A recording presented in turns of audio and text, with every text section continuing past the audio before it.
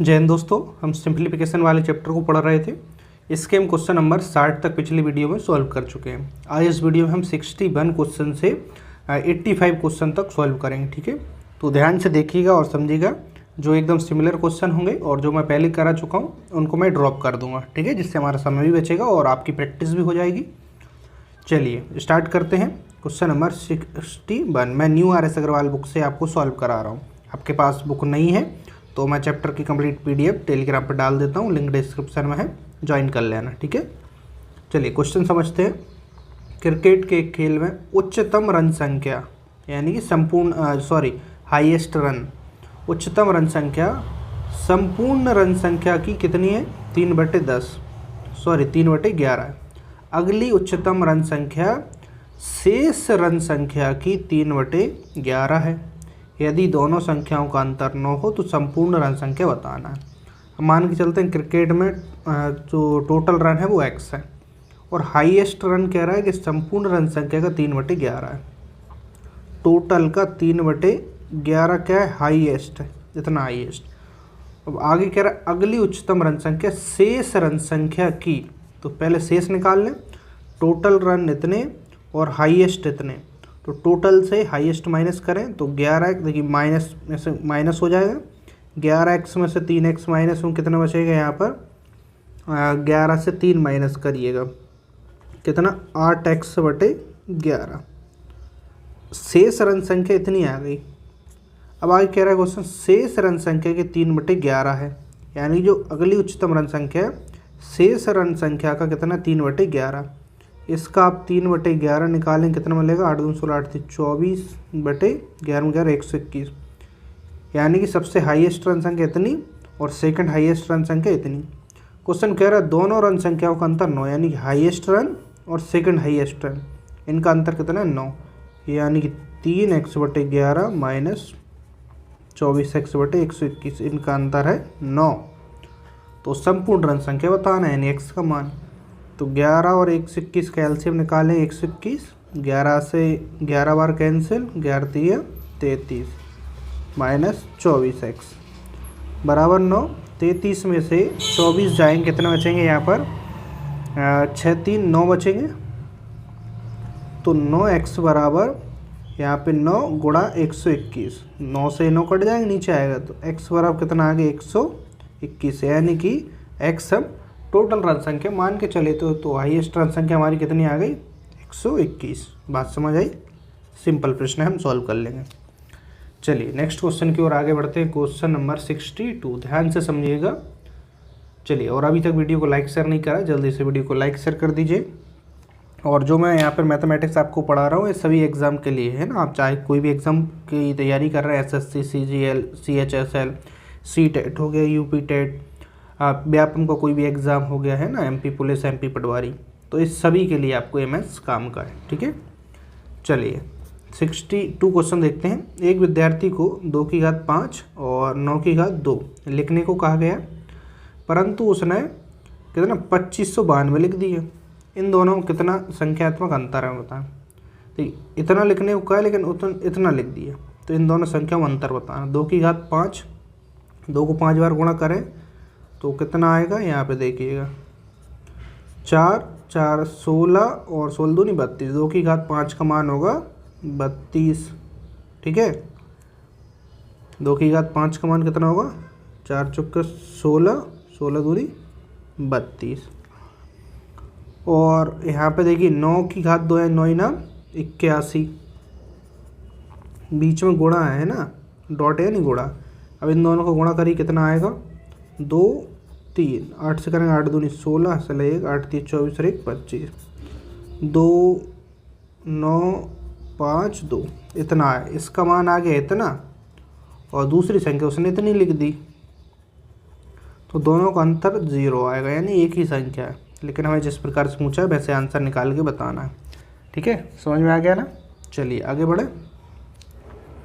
चलिए question number 63 से 70 question तक आप सॉल्व करेंगे। ऐसे क्वेश्चन मैं पहले सॉल्व करा चुका हूँ। ठीक है, बहुत बेसिक से सवाल है, कुछ में तो आपको सिंपल कैलकुलेशन वगैरह करना है और बाकी मैं आप करा चुका हूँ, आप बुक से देखेंगे तो बुक आपके पास नहीं है, फिर से मैं रिपीट करता हूँ, इसकी कंप्लीट चैप्टर की PDF टेलीग्राम पर मिल जाएगी, वहाँ से आप इन क्वेश्चनों को देखकर प्रैक्टिस कर सकते हैं। ठीक है, चलिए क्वेश्चन नंबर 71। इसलिए आप रेगुलर क्लास लीजिएगा तो एक दूसरे से रिलेवेंट क्लास होती है ना। जैसे यहाँ पे मैं 3-4 क्वेश्चन सेम करा दे रहा हूँ, हो सकता है आगे क्वेश्चन फिर से रिपीट हो सेम, थोड़ी बहुत वैल्यूज चेंज, तो उन क्वेश्चनों को मैं ड्रॉप करा देता हूँ, है ना। तो आपने पिछली वीडियो देखी है तो आपको आगे क्वेश्चन समझ में आ जाते हैं।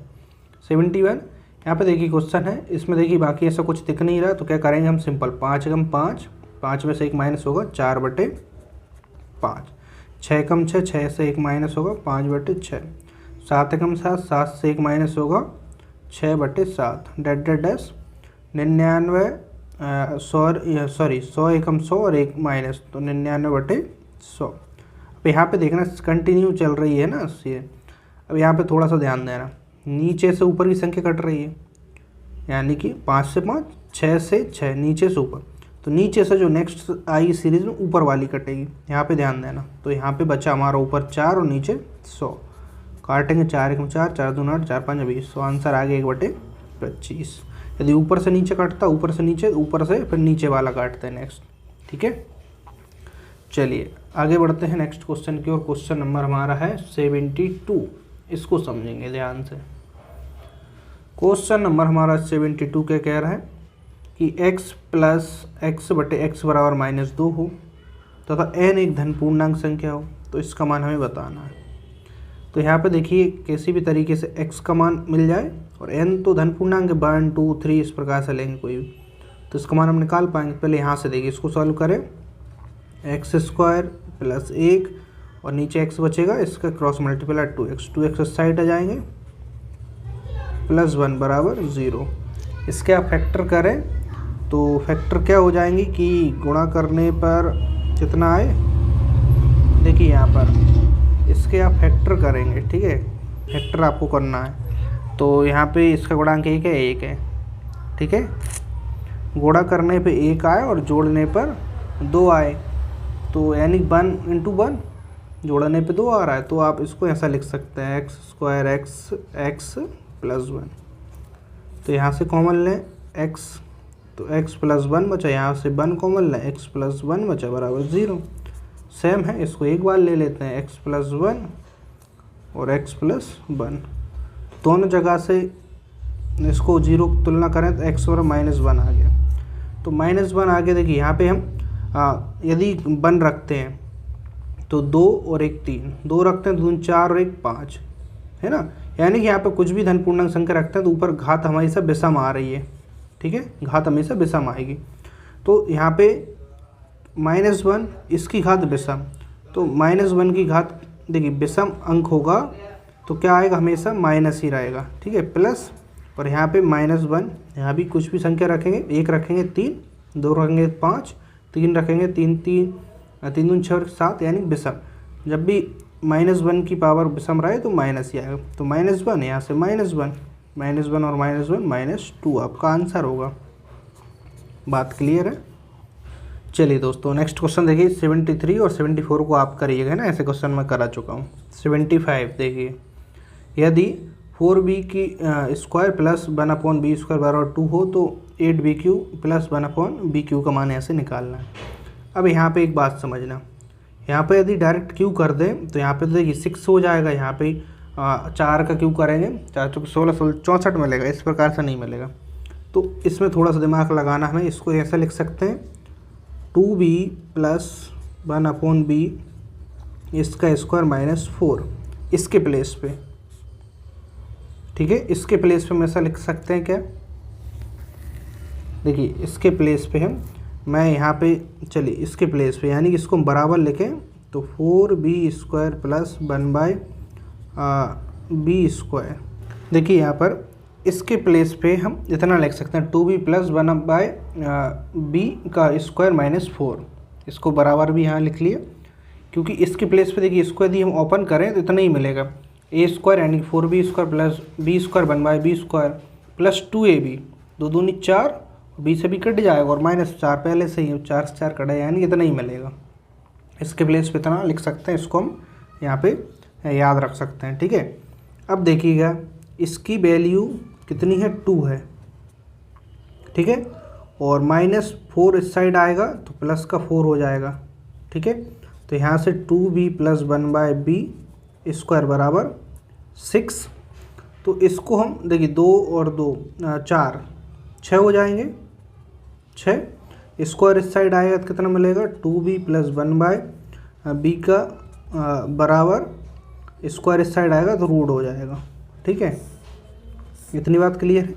अब हमें यहाँ पे क्यू निकालना है, तो दोनों साइड यहाँ पे क्यू कर दें, दोनों साइड हम क्यू कर दें। तो यहाँ पर मिलेगा ए क्यू, यानी 2 का क्यू 8, ए क्यू बी क्यू + 3ab और ब्रैकेट में आएगा a + b, ठीक है।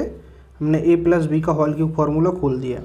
तो यहाँ पे देखिए इस b से तो b कट ही जाएगा, तो यहाँ पे 2b + 1/b की वैल्यू 2b, देखिए यहाँ पे 2b + 1/b, यानी कि यहाँ से रूट इस साइड चला गया था, इस पे रूट लग जाएगा, तो इसकी वैल्यू कितनी आई 2b + 1/b की प्लेस पे √6, ठीक है। मैंने यहाँ पे डायरेक्ट करा इसलिए समझ जाइए। यहाँ पे इस साइड कर देंगे √6, तो 2b + 1/6 की वैल्यू यहाँ पे √6 लिखे हैं। तो यहाँ पे मिला 8b³ + 1/b³ प्लस देखिए 2 3 6, और यहाँ पे इसके प्लेस पे कितना मिलेगा हमें √6, और यहाँ पे इस साइड √6 का क्यूब करेंगे तो 3 बार होगा, तो 3 बार लिखेंगे √6 × √6 तो 2 बार का 6 हो जाएगा और एक √6 बचेगा। तो ये उस साइड आएगा, सेम संख्या है, कट के 0 हो जाएगी, तो 8b³ + 1/b³ बराबर 0। बस समझ आई, मैंने 1-2 स्टेप शॉर्ट करी हैं, है ना, तो आपको क्लियर हो गई होंगी, है ना। इसकी प्रैक्टिस करना तो और आपको और क्लियर हो जाएगा, ठीक है। बाकी अलजेब्रा जब हम चैप्टर पढ़ेंगे तो उसमें ऐसे कई सारे क्वेश्चनों की हम प्रैक्टिस करने वाले हैं। चलिए आगे बढ़ते हैं क्वेश्चन नंबर 76 की ओर। यदि a/b = 6/7 तो इसका मान, तो यहाँ से सिंपल तुलना कर दें, a = 6 रख दें और b = 7, तो डायरेक्ट आंसर आएगा। तो 6 और 7 रखेंगे, 7 दूनी 14, 6 माइनस कितना 7 × 21, तो कितना आएंगे 20, 21 में से 6 माइनस हो रहा है, 15 बचेंगे माइनस के, 5 से कैंसिल करेंगे, 5 × 4 = 20, 5 × 3 = 15, यानी -4/3 आंसर आएगा। यहाँ तक कोई समस्या है? चलिए अब नेक्स्ट क्वेश्चन की ओर आगे बढ़ते हैं। Question number 77।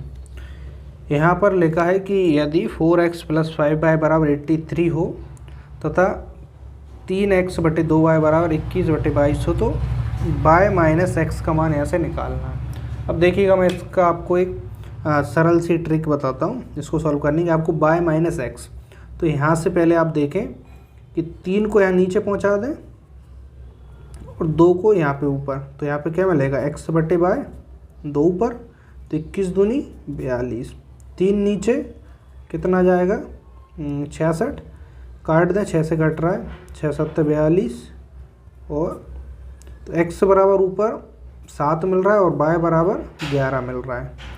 तो पूछा आपसे y - x है, तो 11 - 7, तो आंसर कितना आएगा 4, आंसर आ गया 4।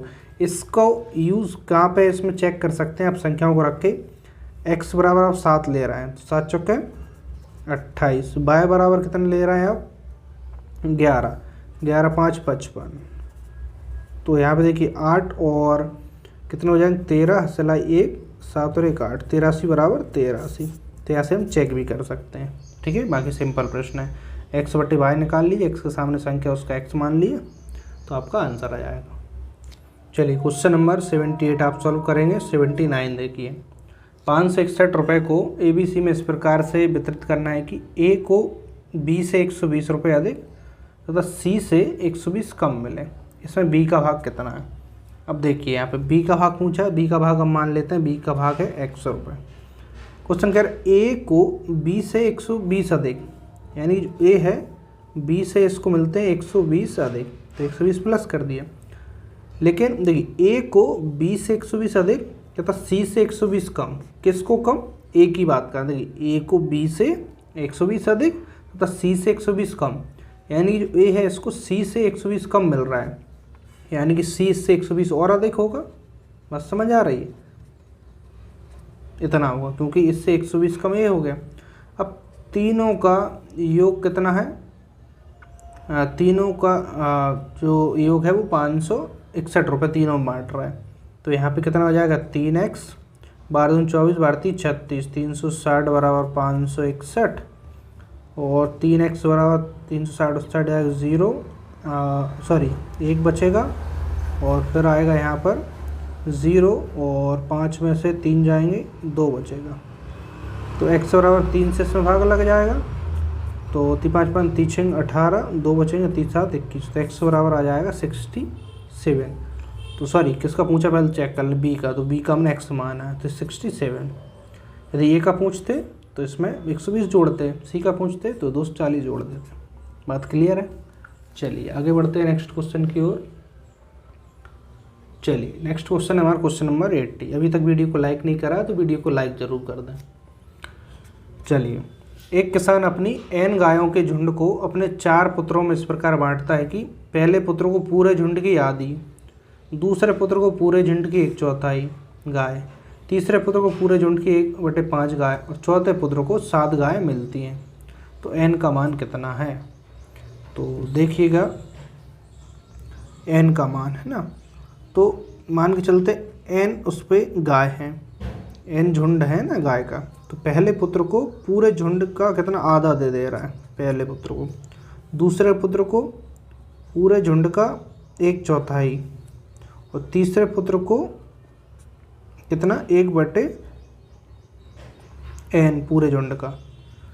3 पुत्र को इतना दे दिया, चौथे को 7 गाय मिली, यानी कि टोटल गाय में से जो 3 पुत्रों को गाय दे दी उनको माइनस कर दें तो जो शेष बचेंगी वो चौथे को मिलेंगी कितनी 7। तो इसको सॉल्व करें, इसका एलसीएम कितना आएगा 4 5 20, तो 2 से करेंगे 10n, 4 5 20, 5 चौके 20, तो 20n माइनस कितना हो जाएगा 15 और यहाँ पे 15 और 4 19n/20। तो कितना मिला यहाँ पर देखिए, टोटल गाय में तीनों पुत्रों को गाय माइनस करेंगे 7 मिलेगा ना, यहीं पे लिख दें 7, तो 20 में से 19 जाएंगे n/20, तो 20 क्रॉस मल्टीप्लाई हो जाएगा 7 × 20, तो टोटल गाय कितनी है उसके पास 140। तो n का मान पूछा 140 गाय होंगे। अब जिसका मान पूछे उसमें आप रख सकते हैं, यदि अलग से क्वेश्चन आए पहले पुत्र को तो नहीं, दूसरे को तो नहीं, तीसरे को तो नहीं मिली है। ठीक है, चलिए नेक्स्ट क्वेश्चन देखते हैं, क्वेश्चन नंबर 81। ध्यान से समझना, थोड़ा सा इसको हम लेंदी क्वेश्चन कह सकते हैं, टाइम टेकिंग क्वेश्चन है, समझते हुए करेंगे। यदि एक बार में गलत कर दिया तो फिर आपको समय भी खराब हो जाएगा और आंसर भी गलत आएगा। एक फल विक्रेता कुल सेबों की संख्या का आधा तथा 1 सेब पहले ग्राहक को, इसके बाद जो शेष बच रहा है शेष का 1/3 तथा 1 सेब दूसरे ग्राहक को तथा शेष का 1/5 तथा 1 सेब तीसरे ग्राहक को बेचता है। इसके बाद भी उसके पास 3 सेब बच जाते हैं। प्रारंभ उसके पास कितने सेब थे बताना। अब बात को समझना, मान के चले प्रारंभ उसके पास x सेब थे, ठीक है। अब कुल सेब का आधा है ना, कुल सेब का आधा और 1 सेब पहले ग्राहक को दिया, तो पहले ग्राहक को इतने सेब दे दिए उसने, ठीक है। अब कह रहा है शेष, तो पहले शेष निकालना पड़ेगा। कुल इतने थे, इतने पहले ग्राहक को दे दिए, तो इसको हम सॉल्व कर लें थोड़ा सा। कितना आएगा x प्लस और क्रॉस मल्टीप्लाई होगा 2, यानी कि इसको ऐसा लिख सकते हैं ना। तो इससे हम जो पहले ग्राहक को सेब है उसको माइनस कर देते हैं, कितने बचेंगे। यहाँ पे आएगा 2x माइनस x प्लस 2/2। ध्यान से करना है ना, कितना आ गया यहाँ पे x प्लस 2/2, इतना उसके पास शेष बचा, ठीक है। देखिए इसको आप सॉल्व करने की आवश्यकता भी नहीं थी, क्योंकि देखिए आधा दे दिया तो आधा और बचा, तो सीधा आप डायरेक्ट भी निकाल सकते थे ना। इसको प्रोसेस को आप बचिएगा, ठीक है। जैसे ही कि यहाँ पे देखें कुल सेब का आधा तथा 1 सेब, ठीक है, पहले ग्राहक को नहीं 1 सेब हो रहा है, इसलिए आप ठीक है कोई दिक्कत नहीं। एक आधा और एक शेप दे दिया, ठीक है। तो कुल शेप में से मैं इतना पहले ग्राफ के शेप को माइनस कर दिया, तो यहाँ पे माइनस आएगा, वही मैं कह रहा हूँ क्या गलती हुई है, माइनस के अंदर मल्टीप्लाई हो माइनस माइनस, तो एक्स -2, तो इतना शेष बचा। अब कह रहा है कि शेष का 1/3, शेष कितना है, इतना, शेष का 1/3 प्लस 1 दूसरे ग्राफ को दिया, दूसरे ग्राफ को कितना, इतना दिया, तो इसको सॉल्व करें कितना आएगा, सेकंड ग्राफ को मिला है ना, तो अंदर मल्टीप्लाई करें तो x -2/6 ही हो जाएगा और +1, तो 6 यहाँ पे जोड़ेंगे, 6 और -2 कितना आएगा, x + 4। दूसरे ग्राफ को इतने सेम मिले। बात को समझना थोड़ा सा ना, मैं आपको एक एक स्टेप सॉल्व करके इसलिए बता रहा हूँ। दूसरे को इतने मिले। अब कह रहा है कि तथा शेष का 1/5 प्लस 1 से तीसरे, दूसरे को इतने मिले। अब पिछला शेष कितना था, इतना, पिछले शेष से दूसरे ग्राफ को माइनस करेंगे, तो पिछला शेष इतना है, इससे दूसरे ग्राफ को जितने मिले वो माइनस कर रहे हैं, तो शेष आएगा, जो शेष बचा उससे दूसरे ग्राफ का माइनस, तो एलसीएम कितना आएगा, यहाँ पर एलसीएम आएगा 6। 2 से कर 3, तो 3 का अंदर मल्टीप्लाई होगा, माइनस का भी अंदर होगा, ठीक है, इतनी बात क्लियर है। तो यहाँ पे कितना आएगा, 3 से 1 जाएंगे 2 और -10/6। अब इतना शेष बचा, शेष कितना, इतना बचा। अब तीसरे ग्राहक को कितना मिल रहा है, यहाँ पे बात समझना, जो शेष बचा है ना, शेष का 1/5 का 1 भाग, मैंने पहले ही कहा था इस क्वेश्चन में प्रोसेस थोड़ी सी लंबी होगी, टाइम टेकिंग है ना। तो तीसरे ग्राहक 1/5 1 शेप किसको मिल रहा है, तीसरे ग्राहक को। अब भी क्या हो रहा है, 3 शेप बच रहा है, तो यहाँ पे देखिएगा, पहले ग्राहक को इतने मिले, दूसरे को हमने निकाले, दूसरे को शेप कितने मिले, दूसरे को इतने मिले, और तीसरे को, इसको हम थोड़ा सा और सॉल्व कर दें, इसको पहले सॉल्व कर देते हैं, तो ऊपर कितना आएगा, 2x - 10 और नीचे 5 छक्के 30 + 1, तो 30 ऊपर हो जाएगा, मैं हाईलाइट कर दूंगा अभी, ठीक है, -10 और +30/30, तो यहाँ पे कितना मिलेगा हमें, ऊपर से मिलेगा 2x और +20/30। अब आप कहेंगे सर गुच्छड़ पिचड़ हो गई है, मैं भी समझता हूँ चूँकि जगह की कमी है, ठीक है, लेकिन आप समझिएगा ये तीसरे ग्राहक का आ गया। मैंने आपको प्रोसेस पूरी बता दी, आप खुद से भी कर सकते हैं और अच्छी राइटिंग अपने नोट्स भी बना सकते हैं ना। तो तीसरे को कितना मिला, मैंने आपको एक एक करके स्टेप समझाने की कोशिश की, आई होप आपको समझ में आ गया होगा। पहला वाला इस तरीके से कि जगह की कमी है, थोड़ी दिक्कत भी होती है। फर्स्ट वाले को कितने मिले थे, फर्स्ट वाले को देखिए, फर्स्ट वाले को इतने, सेकंड वाले का हमने पूरा सॉल्व कर लिया इतना, और थर्ड वाले का पूरा इतना, ठीक है। अब देखिएगा एक सेकंड, मैं आपको दूसरे यहाँ पे पेज पे बताता हूँ, जगह की थोड़ी सी कमी है। तो जब हमने तीनों का यहाँ पे देख लीजिए, पहले को कितना, दूसरे को कितना, तीसरे को कितना, है ना। तो पहले को कितना मिला, यहाँ पे देखिएगा, पहले x + 2/2, ठीक है, पहले को इतना मिल गया सेम, और दूसरे को x + 4/6, ठीक है, दूसरे को कितना मिले, x + 4/6, और तीसरे को मिले 2x + 20/30, 2x/20 + 30। हमने सिर्फ इतना निकाल लिए, पहले को इतने से, दूसरे को इतने और तीसरे को इतने, और इसके बाद उसके पास 3 शेप बच गए, 3 और जोड़ दें, तो टोटल शेप की संख्या आ जाएगी, टोटल शेप हमने x माने। बस सब कुछ करने के बाद इतना आएगा। अब इसको सॉल्व कर देना है, तो प्रारंभ उसके पास कुल कितने शेप थे वो आ जाएगा। देखिए मैंने पहले ही कहा था टाइम टेकिंग क्वेश्चन, कुछ क्वेश्चन ऐसे आते हैं। चलिए एलसीएम 6 के पढ़ाई में 30 आते हैं, 2 के में भी आते हैं, तो एलसीएम 30 ही आ जाएगा। 2 से 15 बार 15x, 15 दूनी 30, 6 से 5 बार 5x, 5 चौके 20, 30 से कटेगा 2x + 20, और यहाँ पे 30, 3 तिरका 9, 90। इसको सॉल्व करें, x वाला अलग, 15, 5, 20, 20 2 22x प्लस संख्या को जोड़ें तो 30 20 50 50 70 और टोटल हो जाएंगे 160। 30 यहाँ पे बटे में है तो गुणा हो जाएंगे 30x। देखिए 22x उस साइड आएंगे, 30 से माइनस में कितना बचेगा 8x बराबर 160। तो x बराबर 8 से भाग लगा 8 दूनी 16। तो उसके पास टोटल कितने सेब थे 20 सेब थे। आप कहेंगे सर ये क्वेश्चन तो बहुत बड़ा हो गया। बिल्कुल हो गया, इसका कोई और तरीका हो ही नहीं सकता अल्टरनेट। यदि आपको आता है तो मुझे बताएं। कुछ क्वेश्चन ऐसे होते हैं जिसको हमें पूरा स्टेप बाय स्टेप करना पड़ेगा।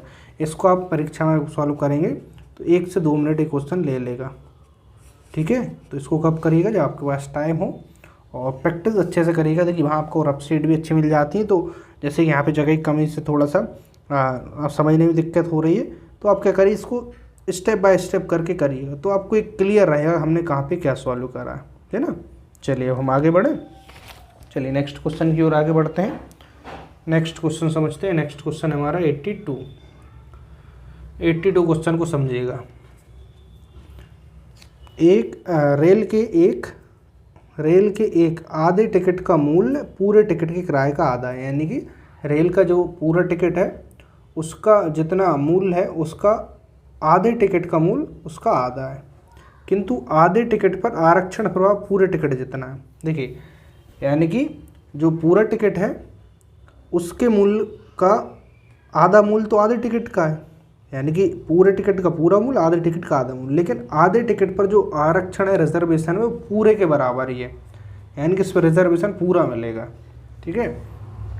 यानी इसको ऐसे समझिए, मान के लिए कोई बड़ा व्यक्ति है उसने एक पूरा टिकट लिया और छोटे बच्चे को आधा टिकट, तो आधा टिकट आधे रेट में मिल गया, लेकिन उसका रिजर्वेशन है वो पूरे टिकट बराबर है। यानी कि उस व्यक्ति के लिए जगह बैठने के लिए मिल जाएगी, है ना। छोटा बच्चा है तो उसके लिए जगह मिलेगी, उसका मतलब वही है रिजर्वेशन, ठीक है।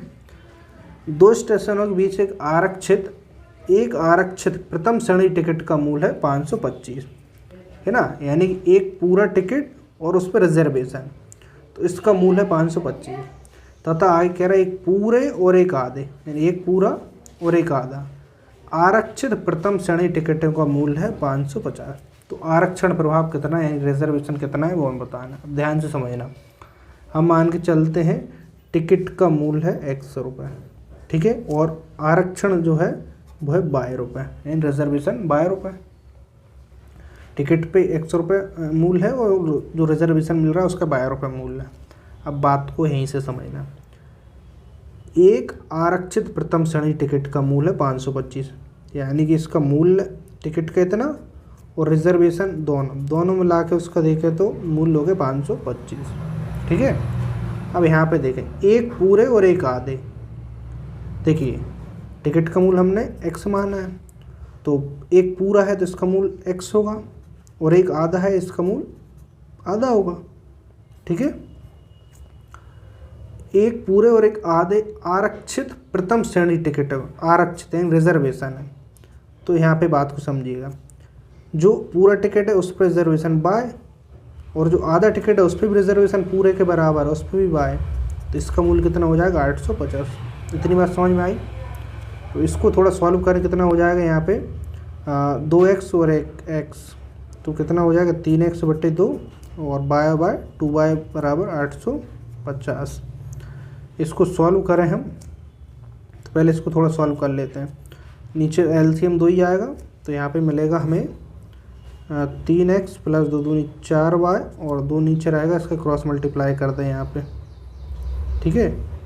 तो यहाँ पे क्रॉस मल्टीप्लाई करेंगे आप तो 2 का कितना आ जाएगा 0, 2 5 10 असलाई 1, 2 8 16 1 17, ठीक है। अब इसको एक इक्वेशन नाम दे दीजिए, इसको 2 इक्वेशन, इन दोनों को सॉल्व करना है। तो यहाँ पे देखिए गुणांक एक जैसे बनाने के लिए ऊपर 3 का गुणा करना पड़ेगा इसमें, तो इसमें 3 का गुणा करेंगे 3x 3y 3 से करेंगे 3 5 15 असलाई 1, 3 दूनी 6 और 1 7 और 3 5 15 और 3 5 15 ही आएगा। 3 5 15 असलाई 1, 3 दूनी 6 और 1 7 3 5 15। इसको इक्वेशन आप 3 नाम दे दें। तो इसको सॉल्व करें, कितना आएगा y बराबर 5 2 और यहाँ पर कितना आएगा 1, तो y आ गया 125। तो आरक्षण प्रभाव, तो बाय आरक्षण ही माना है हमने रिजर्वेशन, तो आपका 125 रुपये होगा। ठीक है, और यदि टिकट का मूल्य पूछा तो एक्स से निकाल लेते हैं, तो बाय कमान कोई सी इक्वेशन रख देते हैं यहाँ पे, तो इस साइड 125 से माइनस होता तो कितना आता है यहाँ पे 400 रुपये। ठीक है, कॉन्सेप्ट इसमें मैन है, समझ में आ गया होगा आई होप आपको। ठीक है, चलिए नेक्स्ट क्वेश्चन देखते हैं। क्वेश्चन नंबर 83, एक टैक्सी कुछ निश्चित राशि और दूरी के समानुपाती राशि लेती है, यानी कि पहले तो एक निश्चित आपसे कह देती है इतने तो बिल्कुल लगेंगे, जैसे आपने ओला वगैरह में देखा होगा है ना, और फिर किलोमीटर के हिसाब से रुपए लेती। यदि 16 किलोमीटर यात्रा का चार्ज 156 रुपये और 24 किलोमीटर यात्रा का चार्ज 204 रुपये, तो 30 किलोमीटर यात्रा का चार्ज हमें बताना है। तो मान के चलते हैं वो फिक्स रेट पहले 100 रुपये तो लेगी लेगी, फिर जो दूरी है उसके समानुपाती लेगी, है ना। तो फिक्स रेट तो है उसका x और दूरी की समानुपाती मान के चलते हैं वो 12 रुपये ले रही है।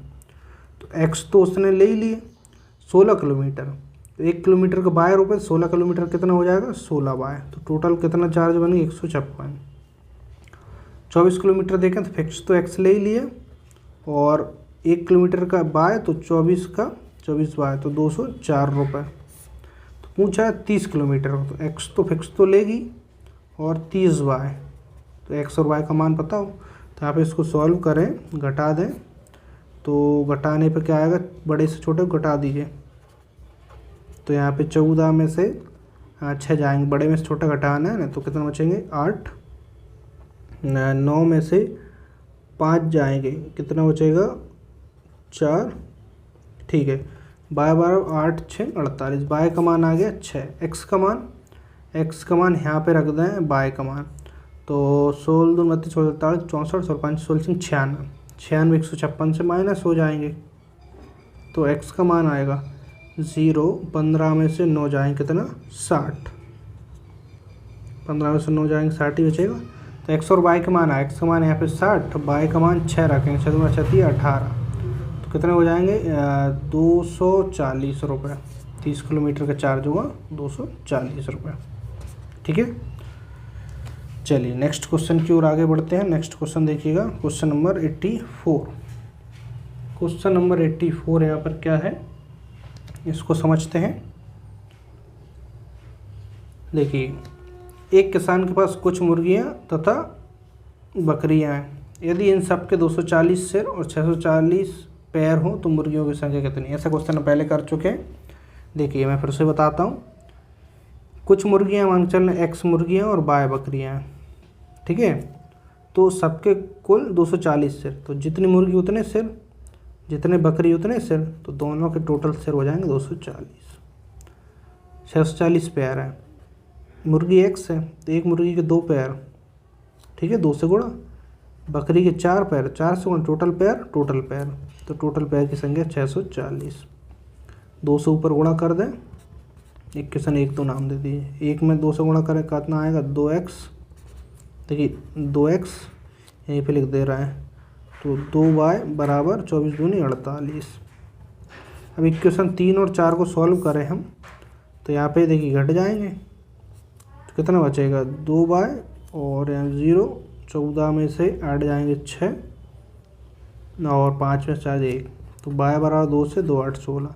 तो y किसकी संख्या, बकरियों की, मुर्गियों की संख्या पूछी है। तो 80 यहाँ पे रखें, 80 उस साइड आएंगे, तो 240 से 80 माइनस होंगे, कितना बचेगा 40 माइनस होगा 40 और 40 और 160, तो मुर्गियों की संख्या होगी 160, बकरियों की पूछते तो 80। ठीक है, आंसर आ गया। ऐसा क्वेश्चन पहले भी कर चुके हैं। ठीक है दोस्तों, इससे आगे के जो क्वेश्चन हैं वो नेक्स्ट वीडियो सॉल्व करेंगे। आई होप सारे क्वेश्चन आपको अच्छे से समझ आ गए होंगे, और कहीं दिक्कत आती है तो आप वीडियो को फिर से देख सकते हैं।